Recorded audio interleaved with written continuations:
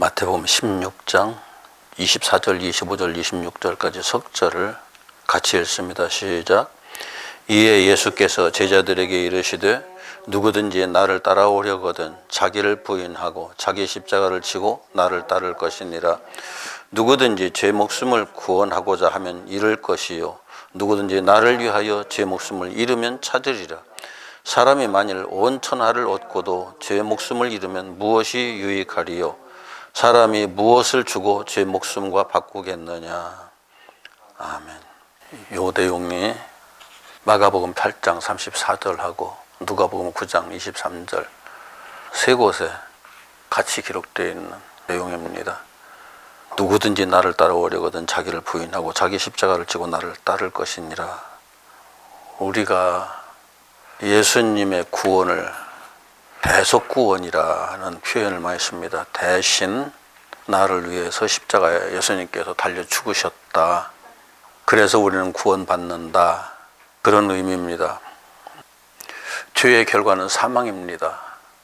그래서 죽음이 없이는, 피 흘림이 없이는 죄 사함이 없다고 히브리서에서 우리들에게 말씀해주고 있습니다. 그리고 예수 그리스도를 통한 구원은 성경에 약속하신 대로 이루어졌다고 예수님께서도 친히 말씀하시고 또 제자들도 바울도 그 이후에 모든 교부들과 이후 사람들도 성경에 말씀하신 대로 이루어졌다고, 구원이 이루어졌다고 그렇게 이야기를 합니다. 여기에서 성경이라는 것은 예수님께서 말씀하신 성경, 나머지 성경들에 기록된, 여기 성경이라는 말이 착각이 일어날 수 있는데 신약 성경에 기록된, 신약 성경에서 말하고 있는 성경, 그것은 모세오경입니다. 모세오경 이외의 다른 것들은 성문서로 구분되고요. 신약 성경은 신약 성경에 기록될 당시만 해도 성경이 아니었어요. 그냥 사도들의 글에 지나지 않았던 사도들의 글, 사도들의 편지였을 뿐이고 성경으로 구분되지 않았던 때이기 때문에 이때 당시에 성경이라고 말하던 것은 오직 모세오경이에요. 그렇다면은 이제 모세오경을 하나님께서는 나의 언약이라고 말씀하시고 증언이라고 말씀하시거든요. 모세오경의 핵심은 또 그 율법이죠. 하나님께서는 율법을 가리켜서 언약이라고 말씀하시고 증언이라고 말씀하셔요. 굉장히 중요한 부분이에요.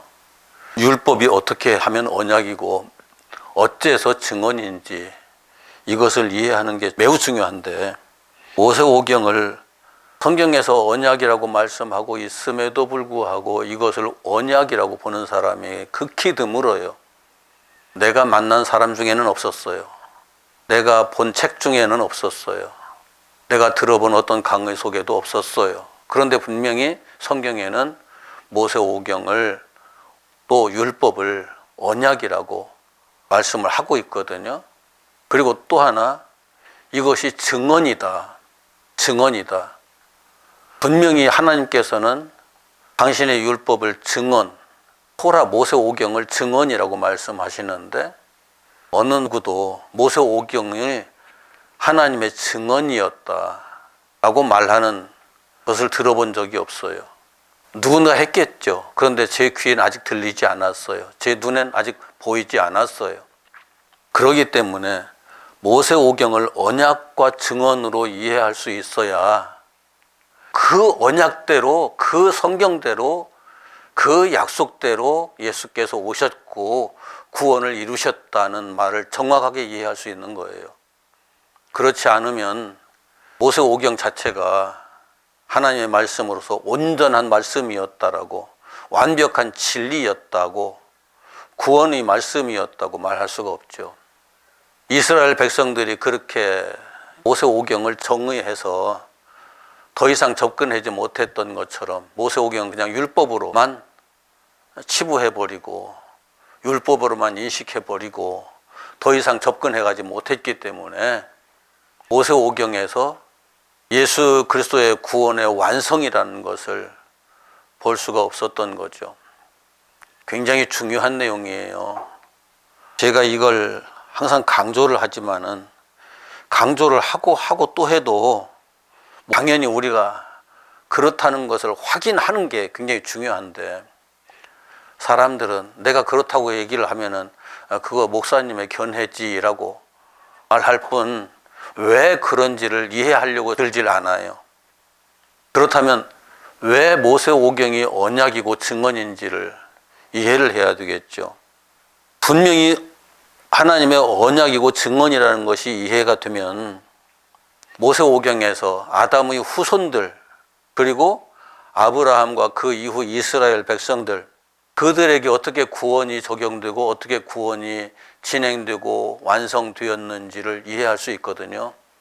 얼마 전까지만 해도 아담은 구원받은 사람이 아니다, 구원받을 것을 바라보고 산 사람이다, 아브라함도 구원받은 사람이 아니고 언젠가 구원이 이루어질 거다라는 것을 바라보고 하나님을 믿으며 산 사람이었을 뿐이다 라고 말하는 그런 사람들이 대부분이었어요.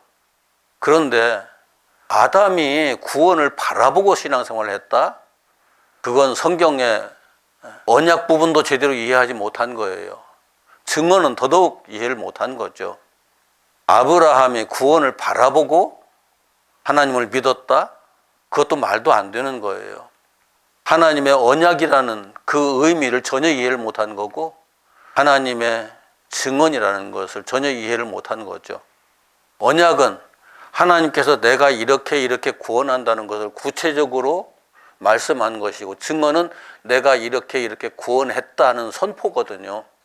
모세오경은 어떻게 내가 구원한다는 것을 구체적으로 말씀하신 내용과 내가 그렇게 구원했어, 이렇게 구원했어 라고 하는 내용을 선포한 말씀이 같이 중복되어서 기록된 내용이에요.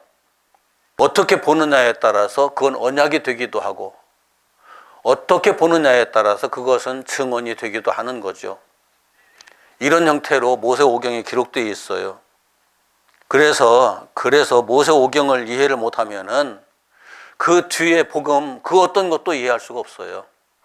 제가 이렇게 얘기를 하니까 목사님은 구약 성경에다 그 모든 관점을 맞추어서 보니까 그렇지 신약 성경은 또 그렇게 말하지 않는다고 말하는데, 신약 성경을 오해한 거예요. 신약 성경을 기록한 사람들이 성경에 기록된 대로, 율법에 기록된 대로 강조하고 있거든요. 아까 읽었던 그 성경 말씀에서 예수께서는 아무든지 나를 따라오려거든 자기를 부인하고 자기 십자가를 지고 나를 좇을 것이니라 말씀하셨거든요. 그런데 예수만 믿으면 구원받는다고, 예수만 믿으면 구원받는다고, 그 말 한마디가 너무나 많은 오해를 가져왔어요. 그런데 믿는다면 어떻게 해야 되나요? 만약 믿는다면, 예수를 믿는다면 우리는 어떻게 하는 것이 맞을까요? 예수를 우리가 믿는다면 이 말씀 그대로 예수님을 따라가야죠. 예수님 가십시오. 그냥 내가 믿으니까 가십시오. 그리고 예수님께서 알아서 하십시오. 다. 나는 믿습니다. 그리고 자기 있는 자리에 그냥 서서 계속 예수님만 계속 가라고 독촉하고 예수님만 보내드리고, 자기는 자기 사는 삶 그대로, 자기가 생각하고 자기가 생활하던 패턴 그대로 그 자리에 주저앉아서 믿는다고 말하는 게 맞을까요? 그건 믿는 게 아니죠. 그래서 예수님은 이걸 바꿔서 이렇게 표현하시는 거예요. 나를 따라와라. 나를 믿는다면 나를 따라와라. 나를 믿는다면 나를 따라오고, 나를 따라오려거든 자기 십자가를 지고 따라와라. 그런데 자기 십자가는 왜 지는 거예요? 자기 십자가는 뭐하러 지는 거예요? 그냥 예수님 흉내내기 위해서 지는 건가요? 십자가는 예수님 그 생전에 살아계실 때, 예수님 살아계실 때 십자가가 가지는 의미가 뭐였어요? 십자가가 가지는 의미가, 십자가는 뭐 하는 데 쓰는 거예요? 죄인들을 또 다른 말로 바꾸면은 흉악범들을 또 다른 말로 바꾸면은 국가의 반역자들을 죽이는 형틀이잖아요. 반역자들을 죽이는 형틀, 흉악범들을 죽이는 형틀, 사형 집행 틀이에요. 십자가를 지고 따라간다는 것은 내가 죄인이 돼서 그 사형수가 돼서 흉악범이 돼서 반역자가 돼서 그 사형 집행 틀을 내가 치고 죽기 위해서 따라가는 거예요. 그런데 자기가 죄인이 되지 않으면 이건 말이 성립이 안 되는 거죠. 내가 그거 뭐하러 집니까? 나는 죄인이 아닌데. 십자가를 지라는 말 자체가 내가 죄인이라는 것을 먼저 인정해라라는 그 말이 전제되어 있거든요. 저는 죄인이라는 건 그 말이 전제되어 있어요. 죄인이 아닌 사람은 십자가 질 일이 없어요. 죄인도 그냥 평범한 죄인, 뭐 보편적인 죄인 그것이 아니라 아주 흉악한 사형을 당할 수밖에 없는 국가를 상대로서는 그 반역자와 같은 그런 사람만 십자가 지는 거예요. 그런데 예수님은 그 십자가 안 지시는 것이 아니에요. 예수님도 지고 가면서 우리에게도 각각 자기의 십자가를 지고 따라오라고 말씀하시거든요. 예수님도 지고 가고 우리도 지고 가고 그럼 뭐 하자는 거예요? 예수님께서 같이 죽자는 거잖아요. 같이 죽자. 너하고 나하고 같이 죽자는 얘기잖아요. 십자가 지고 따라와라. 너하고 나하고 같이 죽자. 너하고 나하고 다르지 않아 지금. 그런데 예수님은 육체는 아담의 후손으로 태어났어요. 그러나 그 육체가 태어날 때 아버지의 그 유전죄를 가지고 태어난 것이 아니라 성령으로 잉태되었기 때문에 아버지의 유전죄가 없어요. 그래서 십자가 질 일은 없는 분이에요. 그럼에도 불구하고 예수님께서 앞서서 가시지 않으면 아무도 안 따라가니까 예수 안에 있는 사람은 예수님과 함께 십자가 지고 같이 죽어야 되는 그 과정이 진행이 되는데 예수님께서 가시지 않으면 그 안에 있는 사람들 어느 누구도 함께 죽을 수가 없으니까 예수님께서 스스로 그렇게 하신 거거든요. 그러면서 따라오라고, 같이 죽자고. 그런데 자기 십자가를 지고 나를 따라와라 하는 것은 그 뒤에 앞에서 전제는 너는 죄인이다예요. 따라오라 그러면 그 뒤에 마지막에 결과 내가 부활할 때 너희도 부활한다. 내가 다시 살 때 너희도 다시 살 거야. 그 다음에 결론이거든요. 그래서 예수와 함께 죽지 않으면 예수와 함께 부활이라는 게 있을 수가 없어요. 그것을 요약해 놓은 것이 오늘 같이 읽은 마태복음 16장 24절에 있는 내용이거든요. 이것이 모세오경에서 어떻게 제시되어 있는지 성경대로라고 계속 우리 신약 성경에서 신약을 기록한 그 사람들이 이야기를 했으니까 신약 성경에서 그렇게 제시하고 있으니까 그런 모세오경에 어떻게 기록되어 있는지 알아야 될 거 아니에요. 이해를 해야 될 거 아니에요. 성경대로라는 그 말은 우리의 구원이 모세오경대로 이루어졌다는 얘기를 하고 있는 거거든요. 우리는 그냥 성경대로 하면은 창세기부터 요한계시록까지를 전부 다 통틀어서 성경대로 얘기를 하지만 신약의 성경대로라고 기록된 내용은 그 성경이라는 의미는 언제나 모세오경이에요. 꼭 기억하세요. 성경에서는 아담의 역사로부터 시작해서 쭉 진행되는 내용 나오죠. 아브라함까지. 그리고 아브라함으로부터 시작해서 다시 예수 그리스도의 역사까지 진행되지만 그러나 모세오경에는 아브라함으로부터 시작해서 이스라엘 백성들의 광야 40년 생활까지 기록되어 있어요. 모세오경에는. 그럼 아담의 역사와 그 이후로 쭉 후손들의 역사, 그리고 아브라함으로부터 시작해서 쭉 이어지는 그 후손들의 역사. 그래서 이스라엘 백성들이 출애굽해서 요단강을 건너서 가나안 땅에 정착하기까지의 내용까지를 우리가 포함할 수 있는데 그러나 모세오경에는 요단강을 건너기 직전까지의 내용이 기록되어 있어요. 거기에 기록된 대로 예수께서 우리를 구원하셨다. 그걸 이해를 해야 되는 거죠. 여기에 이제 창세기의 내용은 일단 접어놓고 창세기는 사실상 굉장히 어려운 책이에요. 솔직히 쉽게 접근할 수 있는 책이 아니에요. 창세기를 그냥 이야기책으로 읽으면 재미있어요. 아담의 이야기부터 시작해가지고 쭉쭉쭉쭉 진행되는 내용들이 그냥 스토리만 전개하면 굉장히 재미있어요. 그런데 스토리만 읽다 보면은 그 스토리 속에 담겨진 히스토리, 그의 이야기, 예수의 이야기를 볼 수 없어요. 그래서 창세기가 어려워요. 절대 쉬운 책 아니에요. 그런데 출애굽기로 넘어가면서부터 출애굽기, 레위기, 민수기, 신명기가 그것도 거기에 기록된 글자만 보고 있으면 거기에 예수께서 어떻게 구원의 역사를 시작해서 구원을 완성시켰는지를 보기가 쉽지 않아요.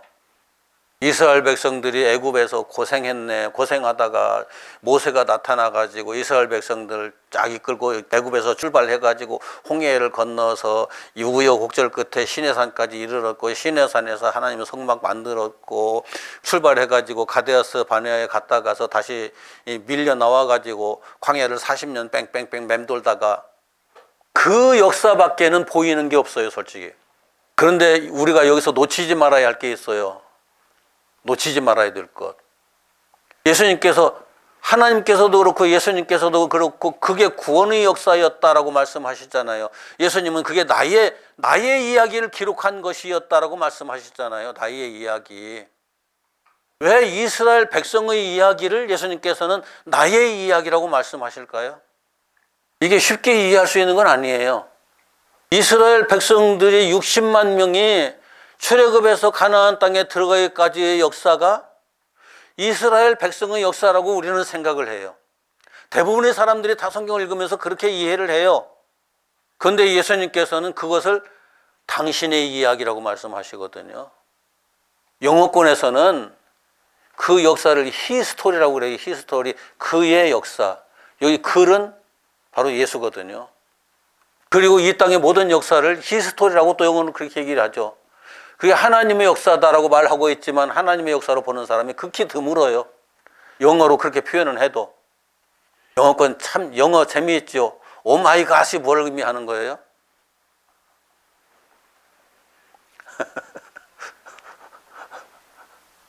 이게 엄청나게 충격을 받았을 때, 놀랐을 때 쓰는 말이잖아요. 그 한국말이 있죠. 한국말, 한국 여자들이 많이 쓰는 말. 에그머니? 에그머니. 그게 무슨 말일까요? 그 에그머니의 가장 근본적인 그 말은 어떤 말이 에그머니가 됐을까요? 애구 어머니가 에그머니 됐어요. 아이고 어머니. 그냥 더 쉽게 말하면은 깜짝 놀랐을 때 가장 먼저 튀어나오는 말이 어머니거든요. 한국 사람들의 정서가 어머니가 항상 밑바닥에 깔려 있어요. 그래서 슬플 때 어머니 찾고, 괴로울 때 어머니 찾고, 아버지는 항상 뒷전에 밀려요. 그런데 서양 역사에는, 이 기독교 역사가 오랫동안 서양 역사에서 이렇게 그 바탕을 깔고 오다 보니까 역사 자체를 그의 역사, 예수의 역사, 하나님의 역사라고 그냥 말이 자연스럽게 그렇게 형성된 거예요. 그리고 오 마이 갓, 우리 에그머니하고 같은 얘기예요. 그렇게 역사 속에, 문화 속에 자리를 잡은 거죠. 그럼에도 불구하고 출애굽기, 레위기, 민수기, 신명기를 읽어가면서 이게 그의 역사다라고 하는 것을 이해하고 보는 사람이 거의 없어요. 거의 없어요. 그런데 이것을 그의 역사로 정확하게 볼 수 있는 사람이 어떤 사람이냐? 이스라엘 백성들도 그렇게 못 봤거든요, 솔직히. 출애굽한 이후에 가나안 땅에 들어가서 정착하고 나서는 그건 과거 우리 조상들이 출애굽해서 가나안 땅에 들어오기까지의 역사였을 뿐, 그것이 하나님이 스스로 우리를 이끌어서 그 구원의 역사를 집행하신 하나님의 역사였다라고 생각하는 사람이, 하나님께서 그렇게 행하신 역사였다라는 걸 믿지만 그게 하나님 당신의 역사였다라고, 여기 하나님 당신의 역사라면 하나님께서 이스라엘 백성들과 함께 하신 역사, 그 고통도 함께 하고 그 기쁨도 함께 하고 그 슬픔도 함께 하고 모든 걸 함께 했던 그 역사라는 인식은 잘 없어요. 그래서 모세오경을 가지고 이게 하나님께서 나와 동행하신 역사, 예수께서 우리와 동행하신 역사라고 하는 관점이 쉽게 형성되지를 않아요.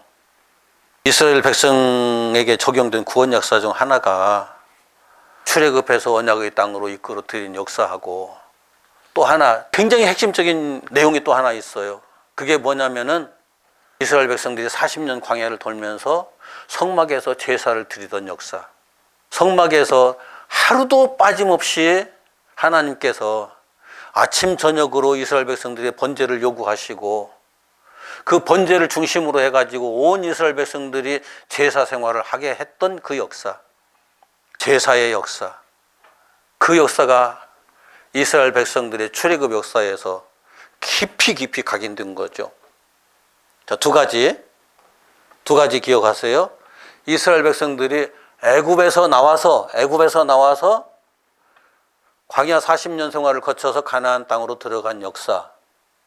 이 역사가 구원의 역사고 예수 그리스도의 역사고, 또 하나 이스라엘 백성들이 성막을 중심으로 살면서 끊임없이 제사를 드릴 수밖에 없었던 그 제사의 역사. 이 두 역사가 이스라엘 백성들이 출애굽 역사, 다시 말하면은 출애굽기, 레위기, 민수기, 신명기에서 상세하게 기록된 예수 그리스도의 역사였다고요. 이것을 이해를 해야 그게 나의 이야기였어 라고 하는 예수님의 말씀이 무슨 말씀인지를 알 수 있어요. 그리고 사도들이, 또 성경을 기록했던 사람들이 그게 예수의 역사였어 라고 말하는 말이 어떤 의미인지를 이해할 수 있는 거죠. 그것을 모르고서는, 그래서 모세오경을 모르고서는 성경을 이해했다고 말할 수가 없어요. 자, 그럼 이제 우리는 모세오경에서 구체적으로 어떤 내용이 예수 그리스도의 역사였을까? 이제 그걸 알기 위해서는 이스라엘 백성이 출애굽과 성막 제사에서 나타난 예수 그리스도의 표상, 그냥 표상이에요. 예수 그리스도의 표상. 그 표상들이 어떤 것들이 표상이었는지를 알아야죠. 첫 번째, 유월절 어린 양. 출애굽하기 직전 그 전날, 우리가 생각하면 그 전날이지만 이스라엘 백성들의 문화에서는 하루가 언제부터 시작해요? 하루가 해진 직후에 하루가 시작돼요. 그래서 우리는 아침에 일어나면서 새로운 하루가 시작됐다고 말하지만은, 특히 이제 중동 지방에, 특히 이스라엘 백성들이 생각하는 건 해가 똑 떨어지면 새로운 하루가 시작된 거예요. 그 새로운 하루가 시작되자마자 유월절 어린 양을 잡아가지고 양이나 염소, 양이 있으면 양, 없으면 염소로 잡아가지고 유월절 날에 그걸 온 집안 가족들이 둘러서서 구워서 먹는데, 어떤 차림을 하고 먹느냐? 당장 밖으로 나갈 수 있도록 겉옷을 다 갖추어서, 옷을 다 갖추어서 입고, 지팡이를 들고, 신고, 허리띠를 띠고 서서 유월절 어린 양을 먹으라고 그랬거든요. 유월절 어린 양을 먹는다는 것은 예수를 먹는다는 거예요. 우리가 이제 그 성찬식에서 하는 것도 똑같은 얘기예요. 나는 지금부터 예수의 생명으로 산다. 지금부터 예수의 생명으로 산다. 유월절 어린 양의 생명으로 산다. 그때부터 이스라엘 백성들은 이제 새로운 역사가 시작되는 거예요. 그 새로운 역사가 누구의 역사로 시작되는 거예요? 예수의 역사로 시작되는 거예요. 나의 역사는 그 순간부터 나의 역사는 뒷 배경으로 쭉 밀려가 버리고 예수의 역사가 앞서가는데, 실제로는 그들의 삶 속에서 실제로 그렇게 되기까지 시간이 많이 걸려요, 솔직히. 그들에게 이제까지 있었던 옛 생명, 옛 자아가 사라져버리고 새로운 생명이 그들을 완벽하게 지배하기까지, 새로운 생명이 그들 안에 충만하게, 그들 안에 완전히 지배하기까지 40년 걸리거든요. 이스라엘 백성들 전체 역사에서 보면은. 여호수아 갈렙은 그렇게 오래 안 걸렸어요. 시내산 거쳐가지고 첫 번째 가데스 바네아에 이르렀을 때 여호수아와 갈렙은 그런 사람이었다는 것을, 이미 자신들의 생명으로 사는 사람이 아니었다는 것을 확인시켜 주거든요. 여호수아는 예수의 표상이었고 갈렙은 성도들의 대표적인 사람이에요. 이스라엘 백성이 전체를 대표하는 또 하나의 사람이었던 거죠. 이 두 사람은 이미 그 생명으로 충만했던 사람이에요. 그런데 나머지 사람들은 아니죠.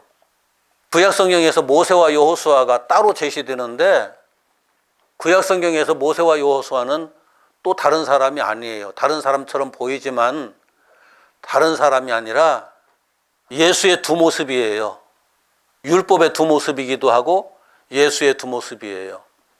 그래서 모세는 육체로 나타나신 예수, 여호수아는 그 육체를 가지고 육체를 입고 영으로 이 땅에 오신 예수. 육체로 오신 예수를 얘기할 때는 하나님의 율법이 그 육체에 적용돼서 완성되기까지 그 육체의 속성을 모세에게도 담았고요. 여호수아는 그 육체 안에 하나님의 형상으로서의 온전한 그 메시아로서의 속성을 여호수아에게 담은 거거든요. 그래서 유월절 어린 양을 먹고 마셨다는 것은 예수를 내가 먹었다, 내가 받아들였다, 지금부터 예수로 산다는 건 의미하는 건데, 그런데 지금부터 예수로 산다는 것은 나는 모세와 여호수아로 산다는 것을 의미하기도 해요. 이 다 예수의 표상이죠. 그리고 이스라엘 백성들이 출애굽할 때 이스라엘 백성들을 이끌어 가는 게 있죠. 모세가 이끌어 가는 것처럼 보이지만, 그러나 이스라엘 백성들이, 모세는 막 어마어마한 군정, 이게 60만 명 중에 한 사람이잖아요. 그런데 60만 명이 그 모세를 언제든지 눈여겨볼 수 있는 건 아니잖아요. 이스라엘 백성들이 눈여겨볼 수 있도록 앞에서 이끌어가는 게 있었죠. 구름 기둥과 불 기둥. 낮에는 구름 기둥, 밤에는 불 기둥으로 나타나죠. 그것도 또한 예수 그리스도의 표상이에요. 성령의 표상이라고도 말하는데, 성부, 성자, 성령, 우리가 이 나누어서 얘기를 하잖아요. 성부, 성자, 성령. 자, 우리가 영의 세계를 물리적인 차원에서 하나님은 이런 분이다라고 간단하게 설명이 될 수 있을까요? 하나님은 이런 분이다 하는 것을 그냥 물리적인 어떤 예를 들어가면서 하나님을 설명하는 게 가능할까요? 그건 불가능해요. 물리적인 이 세상의 어떤 것도 이렇게 비유로 들어가지고 이게 하나님처럼, 하나님을 이해하려면 이걸 봐라고 말할 수 있는 건 없어요. 그 어떤 것도 없어요. 그러기 때문에 하나님이 이스라엘 백성들을 이끌어 간다는 것을 이스라엘 백성들에게 알게 하기 위한 것이 다양한 형태로 이스라엘 백성들에게 제시가 된다고요. 다양한 형태로. 그 중에 이제 모세를 통해서 말씀하시는 하나님, 이스라엘 백성들은 전혀 볼 수는 없지만 모세를 통해서 말씀하시는 하나님, 말씀이죠 그냥. 그런데 유월절 어린 양, 예수님, 그리고 구름기둥, 불기둥, 성령님. 그런데 이 셋이 하나라고요. 서로 다른 어떤 존재를 가리키고 있는 게 아니에요. 한 분 하나님이시지만은 한 분 하나님을, 하나님은 이런 분이야 라고 얘기를 하려고 하다 보니까 어쩔 수 없이 물리적인 세계 속에서 이런저런 표상들을 자꾸 그러다가 우리들에게 제시해 준 것 뿐이에요. 그 하나님이, 그 예수님이, 그 성령님이 이스라엘 백성들을 이끌고 간다. 구름기둥, 불기둥이 그런 또 하나의 표상이죠. 그리고 이스라엘 백성들이 출애굽해서 애굽에서는 종이든지 노예든지 뭐가 되었든지 간에 애굽 생활을 하면서는 그들이 집 안에서 살았잖아요. 애굽에서 집 짓고 살았잖아요.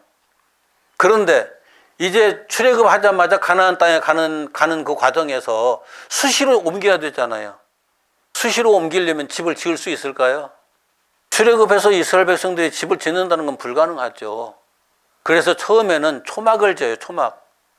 60만이 초막을 지으려면 얼마나 넓은 숲이 필요했을까 하는 생각을 하는데, 그 출애굽해가지고 지금 시내 반도로 넘어오잖아요.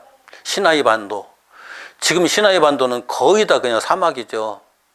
그런데 모세와 함께 이스라엘 백성들이 출애굽했을 당시에도 그랬을까? 사막이었을까? 고고학자들이 하면은 지금처럼 사막은 아니에요. 지금처럼 사막이 돼버린 것은 그렇게 오래되지 않았어요.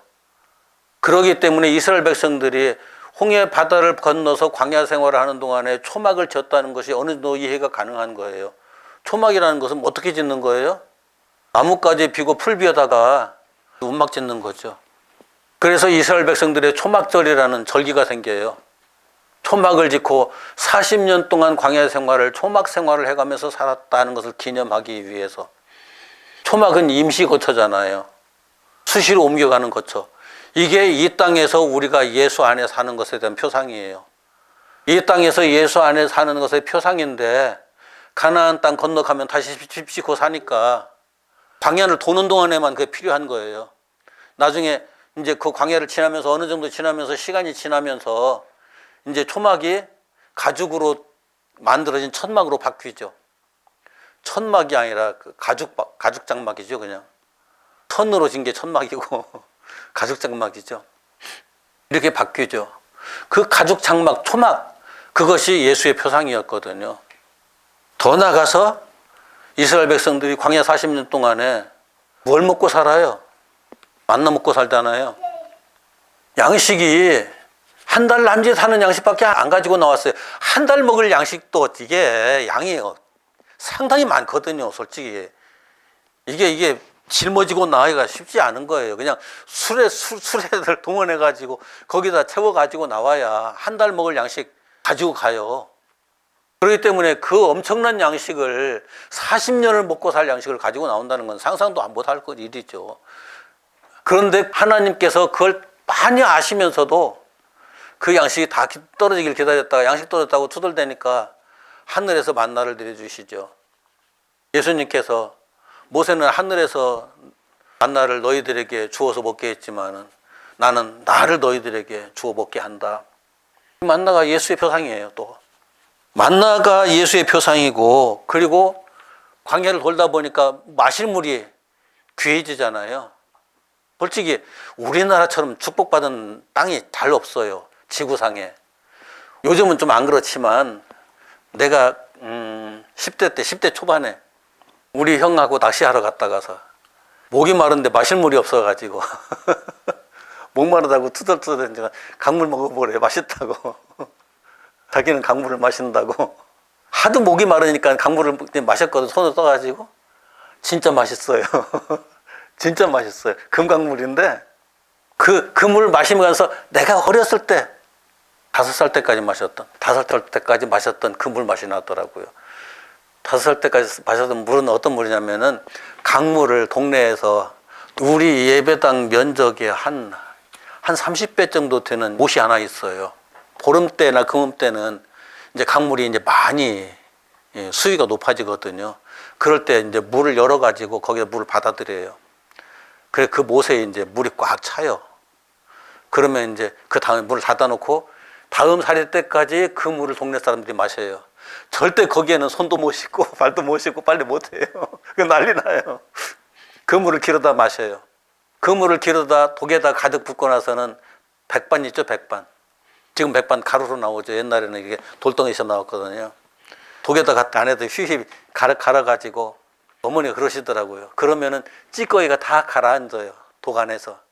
위에 있는 맑은 물 다 떠먹고, 나중에 새로 물 길어올 때쯤 되면은 이제 밑에 있는 물 깨끗하게 다 퍼서 내버리고, 가라앉아 있어, 찌꺼기 가라앉아 있으니까 퍼서 내버리고 다시 씻어내고서는 거기다 이제 물 또 기어다 붓고 그러거든요. 그 물 맛이 진짜 맛있었어요. 물이 맛있다는 건 그때 느끼고 이후로는 그 물이 맛있다는 건 별로, 지금 아무리 어떤 생선 먹어도 그렇게 맛있는 물은 없어요. 참 엉뚱한 얘기 잠깐 했는데, 우리 한국 사람들 유럽에 여러분들 혹시 유럽에 간다든지 뭐 중동 아시아 쪽에 가거든 절대 물 함부로 마시면 안 돼요. 마시는 즉시 배탈 나요. 배탈 나가지고 설사 쫙쫙해요, 다 바로. 그래서 그쪽에 발달한 것이 포도주가 발달한 거예요. 포도주. 포도즙을 짜가지고 그걸 놔두면 자연스럽게 그냥 술이 되거든요. 포도즙을 마시려고 짜놨는데 술이 되니까 어쩔 수 없이 술을 마신 거죠. 그런데 포도주가 그 사람들의 음료예요. 물이에요, 그냥. 애굽은 물이 나일 강물을 먹거든요. 이스라엘 백성들이 출애굽해서 그런 물이 없으니까 물이 없다고 난리 난 거예요. 하나님께서 모세에게 반석을 치라고 해가지고 반석에서 물이 솟아나게 하거든요. 물이 솟아나서 그 물을 이스라엘 백성들이 마시죠. 반석과 물. 이게 예수의 표상이에요. 이걸 사도 바울은 이렇게 표현해요. 이스라엘 백성들을 따라다니는 반석에서 나오는 물. 이스라엘 백성들을 따라다니는 반석에서 나오는 물.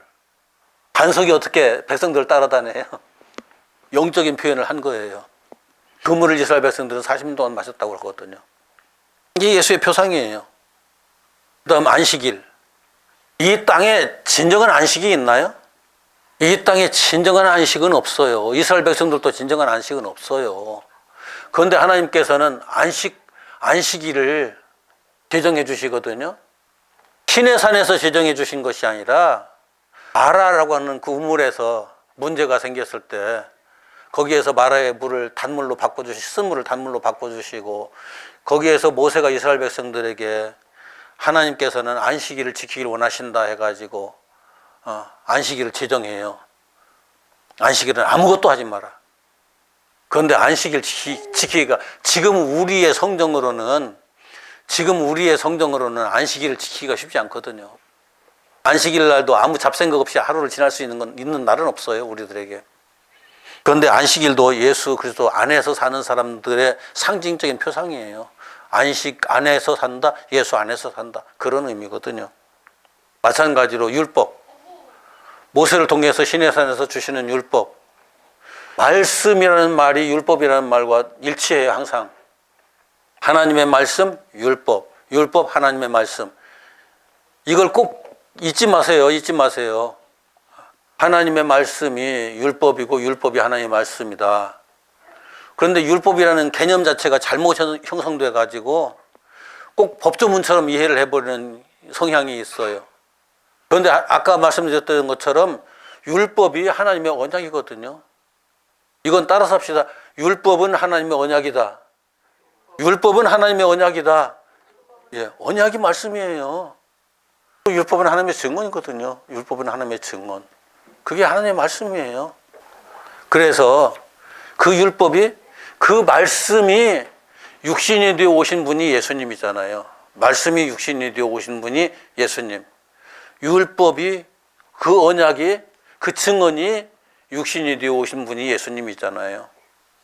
그래서 그것이 또한 예수의 표상으로 제시됐던 거고요. 성막과 제사. 그 시내산에서 모세에게 성막을 지으라고 명령하시잖아요. 성막에서 제사를 하라고 하나님께서 명령하시잖아요. 그 성막의 모든 것들과 거기에 행해지는 제사, 제물까지 전부 다 예수 그리스도의 표상이에요, 또. 그러니까 예수를 한마디로 어떻게 딱 잘라서 말할 수 없는 그 예수를 이렇게 다양한 표상들을 통해서 우리들에게 얘기를 하는 거예요. 예수를 한마디로 정의할 수 없다는 걸 우리는 이해를 해야죠. 그리고 마지막으로 홍해와 요단강. 이스라엘 백성들이 애굽에서 출발해가지고 가나안 땅에 들어가는 과정에서 애굽에서 홍해 바닷속으로 들어가잖아요. 예수 안으로 들어간다 얘기예요. 그리고 요단강을 통해서 물 밖으로 나가는 거죠.